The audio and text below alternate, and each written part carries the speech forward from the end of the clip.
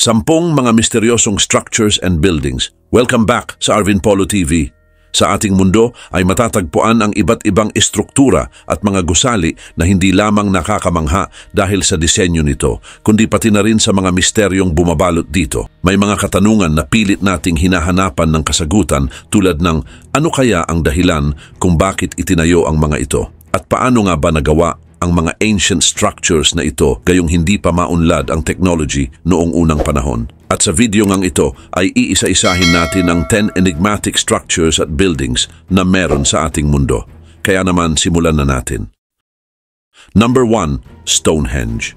Ang Stonehenge ay isa sa pinakasikat na prehistoric monument sa mundo na matatagpuan sa Salisbury Plain sa Wiltshire, England. Ang pagtatayo nito ay pinaniniwalaang nagsimula noong 3000 BC at nagpatuloy sa iba't ibang yugto hanggang 1600 BC. Ang Stonehenge ay binubuo ng mga bato na inilagay sa isang pabilog na pattern. Ang mga pinakakilalang bahagi ng monumento ay ang mga malalaking sarsen stones na nakatayo sa gitna at ang mas maliit pa na blue stones na inilipat o binayahe pa mula sa Preseli Hills patungo sa Wales na may layong 200 miles. Ang early stage ng pagtatayo ng Stonehenge gayon din ng blue stones nito ay kinabibilangan ng earthworks. Sunod namang itinayo ay ang mga malalaking sarsen stones at ito ang bumubuo sa pangunahing bahagi nito. Ang mga sarsen stones na ito ay maingat na pinili at dinala mula sa Marlborough Downs, isang lugar na 20 miles ang layo sa northern part ng Stonehenge. Ang mga ito ay pinatayo at nilagyan ng mga lintel stones sa ibabaw. Samantala, isa sa mga pinaka-interesting facts tungkol sa Stonehenge ay ang pagkakahanay ng mga bato sa astronomical phenomena. Ang axis ng monumento ay eksaktong nakahanay sa direksyon ng sunrise sa panahon ng summer solstice at sunset naman sa panahon ng winter solstice.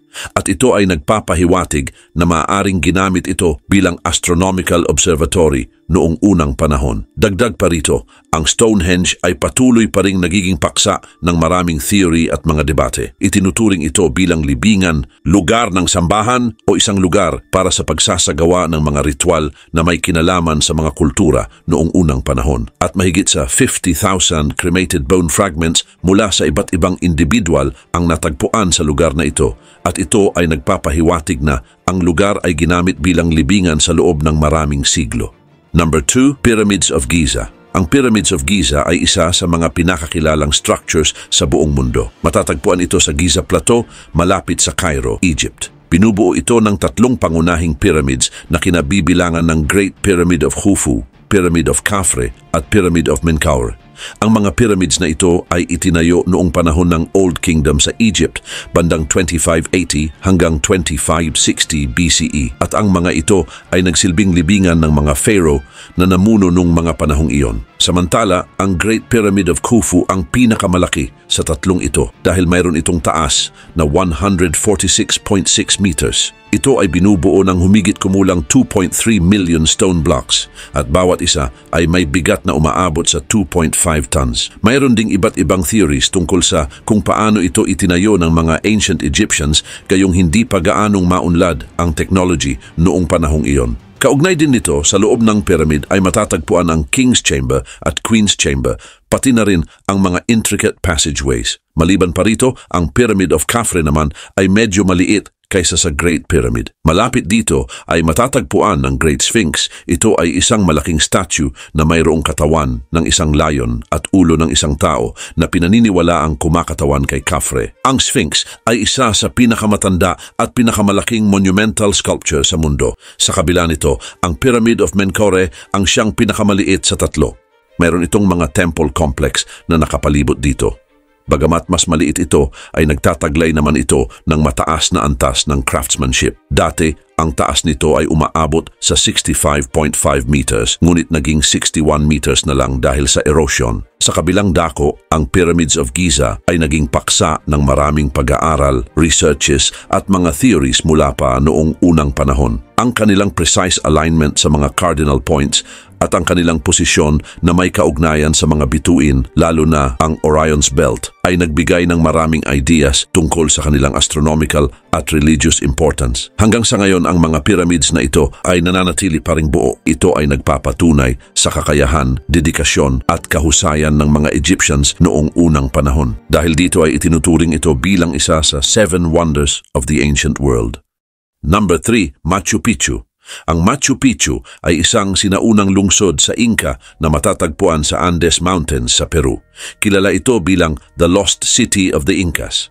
Itinayo ito noong kalagitnaan ng 15th century sa panahon ng pamumuno ni Inca Pachacuti. Ang lungsod ay nakatayo sa isang mataas na lugar na may taas na 2,430 meters mula sa antas ng dagat. Bukod pa rito, ang pagkakagawa sa Machu Picchu ay isang kamangha-manghang halimbawa ng kakayahan ng mga Inca sa pagtatayo ng mga ganitong uri ng structure.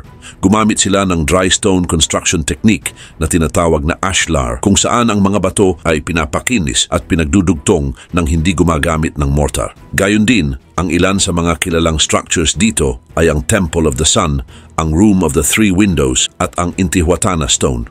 Sa kabila nito, ang Machu Picchu ay muli lamang natuklasan ni Hiram Bingham, isang American archaeologist noong 1911, at mula noon ay naging isa ito sa mga kilalang tourist destination sa buong mundo. Dagdag pa rito, ito rin ay itinalaga bilang UNESCO World Heritage Site noong 1983 at kinilala bilang isa sa New 7 Wonders of the World noong 2007.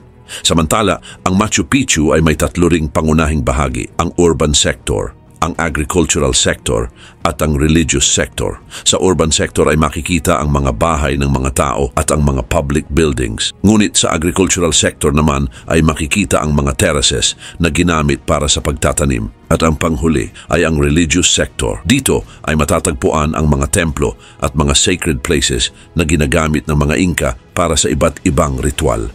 Subalit sa kabila ng pagiging bantog na tourist destination, ang Machu Picchu ay nahaharap din sa iba't ibang mga hamon hinggil sa pangangalaga at pagpapanatili nito. Ang pagdami ng mga turista at mga natural calamities tulad ng landslide ay maaaring magdulot ng pagkasira ng lugar. At upang masiguro na mananatiling buo at maayos ang Machu Picchu ay ipinatutupad ng gobyerno ng Peru ang iba't ibang hakbang tulad ng limitado lamang na bilang ng bisita, kada araw ang pinapayagan at mahigpit na regulations para sa mga pumapasok sa lugar. Number 4, La Sagrada Familia. Ang La Sagrada Familia ay isang masterpiece sa larangan ng modern architecture na matatagpuan sa Barcelona, Spain.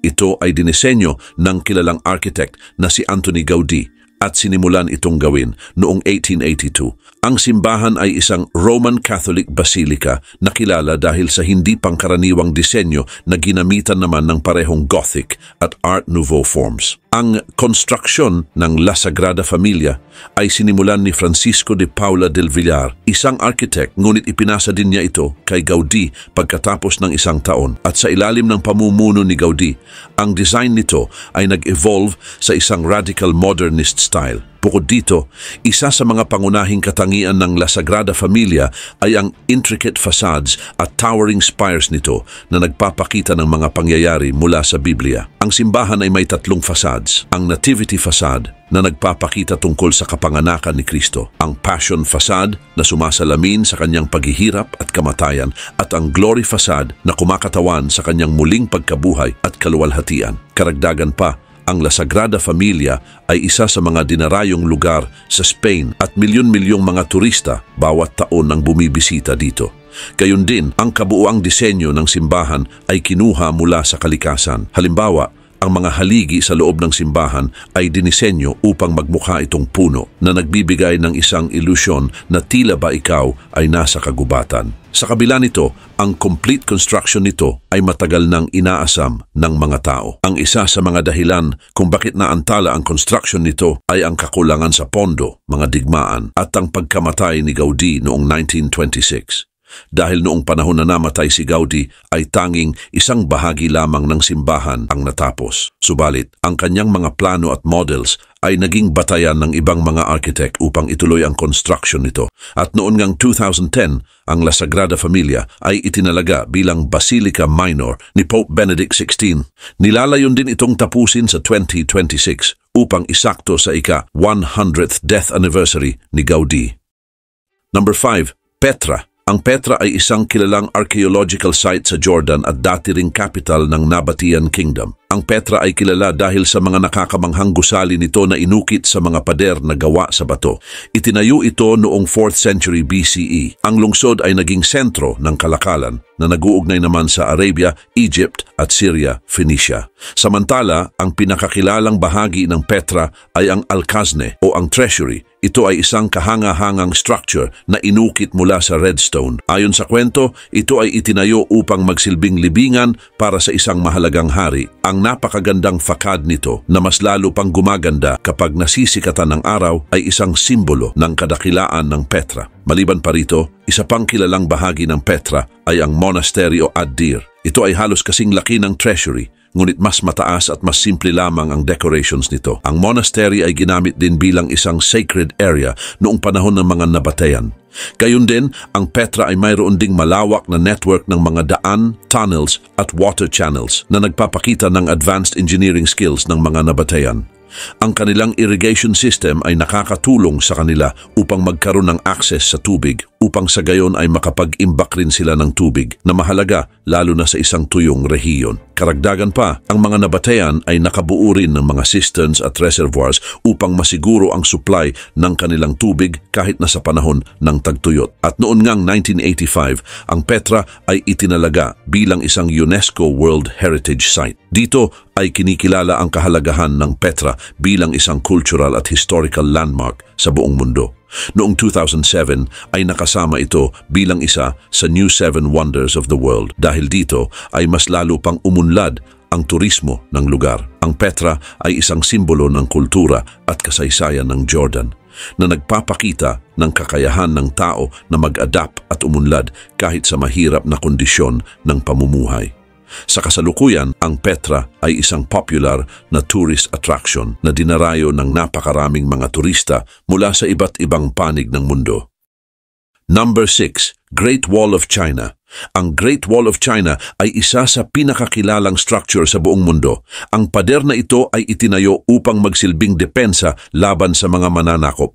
Ang mahabang pader na ito ay binubuo ng magkakaugnay na mga citadel na itinayo ng iba't ibang dynasty sa China sa loob ng halos 2,000 years. Subalit, ang pinakakilalang bahagi ng Great Wall ay itinayo noong Ming Dynasty noong 1368 hanggang 1644 na kung saan ay umabot ito ng mahigit 13,000 miles mula sa Shanhai Guan sa silangan hanggang sa Jiayuguan naman sa kanluran. Ang pagtatayo ng Great Wall ay nagsimula pa noong 5th century BCE noong Warring States period na kung saan ang bawat estado ay nagtayo ng sarili nilang mga pader upang protektahan ang kanilang mga teritoryo. Samantala, noong Qin Dynasty, pinagsama-sama ni Emperor Qin Shi Huang ang mga pader na ito upang makagawa ng isang magkakaugnay na depensa laban sa mga nomadic tribes tulad ng Xiongnu. Ang Great Wall ay mayroong watchtower, citadel at mga garrison. Ang bawat tower ay dinisenyo upang mabilis nilang makita at makapagbigay ng mga signal kung may paparating na panganib. Ang mga wall sections nito ay karaniwang gawa sa mga brick at mga bato na mas pinatibay ng mga semento at ito ang dahilan kung bakit umabot ito ng 100 years. Ang Great Wall ay hindi lamang defensive wall dahil nagsilbi rin ito bilang isang daan para sa kalakalan at communication. Ang Silk Road na isang mahalagang ruta ng kalakalan sa pagitan ng China at ng iba pang mga bansa sa Asia at Europe ay dumadaan din malapit sa ilang bahagi ng pader. Dahil dito, ang pader ay naging bahagi ng mas malaking network ng kalakalan na nag-uugnay sa iba't ibang kultura at ekonomiya. Sa kasalukuyan, ang Great Wall of China ay isang kilalang tourist attraction na dinarayo ng milyon-milyong turista bawat taon. Ang pinakakilalang bahagi nito ay ang Badaling na malapit sa Beijing na kung saan ay na-renovate ito upang maging ligtas at komportable para sa mga turista. Kinilala din ng UNESCO ang Great Wall of China bilang isang World Heritage Site noong 1987. Sa kabila nito, ang mahabang pader na ito ay humaharap din sa maraming pagsubok tulad ng erosyon at ilegal na pagtatanggal ng mga brick na nagiging dahilan ng unti-unting pagkasira nito. Dahil dito, ang gobyerno ng China at ang iba't ibang international organizations ay patuloy na gumagawa ng hakbang upang ma-preserve ang structure na ito. Number 7. Ang Chichen Itza ay isang sinaunang city na itinayo ng mga Maya sa Yucatan Peninsula, Mexico. Itinatag ito noong 6th century AD at naging isa sa mga pinakamahalagang sentro ng civilization ng mga Maya. Ang isa sa mga pinakakilalang structure na matatagpuan sa Chichen Itza ay ang El Castillo. Ito ay isang step pyramid na itinayo bilang paggalang sa Diyos na ahas na may mga balahibo na si Kukulkan. Ang pyramid na ito ay may 4 sides na kung saan ay mayroon itong 91 steps bawat isang side na may kabuang 364 steps kasama na dito ang platform sa tuktok nito. Samantala, ang Chichen Itza ay mayroon ding malaking pelota court kung saan ang mga Maya ay naglalaro ng isang ritual game na tinatawag na pok-tapok. Ang pelota court ay itinuturing na pinakamalaking court sa Mesoamerica na may haba na umaabot sa 166 meters habang ang lapad naman nito ay umaabot ng 68 meters. Ang mga natatalo sa larong pok-tapok ay pinaniniwalaang isinasakripisyo sa mga Diyos.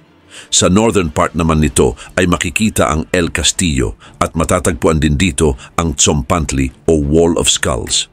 Ito ay isang mababang platform na pinalamutian ng mga carved skulls at pinaniniwalaan na dahil ito sa mga ritual sacrifices na isinagawa noong nakalipas na mga taon. Maliban pa dito, ang El Caracol o Snail ay isang natatanging circular structure na nagsilbing observatory ng mga Maya. Ang Sacred Cenote naman na isang malawak na balon ay isa pang mahalagang bahagi ng Chichen Itza. Ito ay isang lugar para sa mga ceremonial sacrifices na kung saan ang mga alay, kasama na ang mga tao, ay inihahagis upang pasiyahin ang mga Diyos ng tubig. Marami ding mga artifacts tulad ng ginto, jade at mga buto ng tao ang nakuha mula sa balon na ito. Ngunit noong 1988, ang Chichen Itza ay idineklara bilang isang UNESCO World Heritage Site. At noong 2007 naman, ito ay kinilala din bilang isa sa New 7 Wonders of the World. Sa ngayon, ang Chichen Itza ay isa sa mga pinakakilalang tourist destination para sa mga turista at milyon-milyong mga turista ang bumisita dito kada taon. Number 8. Burj Khalifa. Ang Burj Khalifa ay matatagpuan sa Dubai, United Arab Emirates at kinikilala din bilang tallest building sa buong mundo. Ang taas nito ay umaabot sa 828 meters at may 163 floors. Ang nagsilbing architect ng Burj Khalifa ay ang American firm na Skidmore, Owings & Merrill na pinamumunuan ni Adrian Smith. Subalit, ang project na ito ay pinunduhan naman ng Emaar Properties, isang malaking real estate company sa UAE. Ang construction ng Burj Khalifa ay nagsimula noong 2004 at natapos naman noong 2009. Ang total cost ng building na ito ay tinatayang umaabot sa $1.5 billion. Ang disenyo ng tower ay naimpluwensyahan din ng Islamic architecture, partikular ang pattern ng Hymenocallis flower. Gayun din, ang triangular na Y-shaped floor geometry ng gusali ay nagbibigay din ng structural integrity at nag-o-offer ng mga panoramic view ng city at ng Persian Gulf. Sa loob ng Burj Khalifa ay matatagpuan ang mga residential, commercial at hospitality spaces. Mayroon din itong mga luxury apartments, corporate suites at ang prestigious Armani Hotel na dinisenyo ni Giorgio Armani. Ang observation deck naman na matatagpuan sa 148th floor na tinatawag na At the Top Sky ay nag-o-offer din ng magagandang tanawin mula sa Dubai at sa mga nakapaligid na disyerto. Samantala, ang engineering feat ng Burj Khalifa ay hindi lamang nakatuon sa taas nito kundi pati na rin sa mga technological uses upang matiyak ang kaligtasan at katatagan ng structure. Ang paggamit ng reinforced concrete core at ang bundled tube design ay mahalaga din upang mapanatili itong matibay laban sa malakas na hangin at mga seismic activities. Ang foundation naman nito ay binubuo ng 192 piles na umaabot ng 50 meters mula sa ilalim ng lupa upang suportahan ang gusali. Maliban dito, ang Burj Khalifa ay hindi lamang isang simbolo ng modern architecture at engineering dahil naging sentro din ito ng mga cultural at mga public events sa Dubai. Kabilang dito ang sikat na New Year's Eve fireworks display na inaabangan ng mga tao mula sa iba't ibang panig ng mundo. Number 9. Sydney Opera House. Ang Sydney Opera House ay itinuturing bilang isa sa mga pinakakilalang architectural masterpiece sa buong mundo. Matatagpuan ito sa Bennelong Point sa Sydney, Australia. Ang architecture na ito ay itinayo upang maging isang multi-venue performing arts center. Ang Sydney Opera House ay dinisenyo ng isang Danish architect na si Jørn Utzon, na nanalo sa isang international design competition noong 1957. Ang iconic design nito na may mga sail-shaped at tila lumulutang sa tubig ay nagbibigay ng magandang view sa gusali. Nagsimula ang construction ng Sydney Opera House noong 1959 at natapos noong 1973. Sa kabila ng mga technical at financial problems na kinaharap nito, ang project na ito ay natapos at umabot sa $102 million ang kabuuang nagastos dito. Binuksan ito noong October 20, 1973 sa pamamagitan ng isang ceremony na pinangunahan ni Queen Elizabeth II. Gayun din, ang Sydney Opera House ay may 7 pangunahing venue, ang Concert Hall, Joan Sutherland Theatre, Drama Theatre, Playhouse, Studio, Utzon Room at Forecourt. Ang pinakamalaki sa lahat ng ito ay ang Concert Hall na may seating capacity na umaabot sa 2,679 at kilala din sa pagkakaroon ng magagandang acoustic. Ang Joan Sutherland Theatre naman ay pangunahing ginagamit para sa mga operatic performances at may seating capacity na umaabot sa 1,507. Ang Sydney Opera House ay isa ring kilalang tourist destination na dinarayo ng maraming turista. Tinatayang umaabot sa mahigit 10.9 milyong mga tao ang bumibisita dito taon-taon.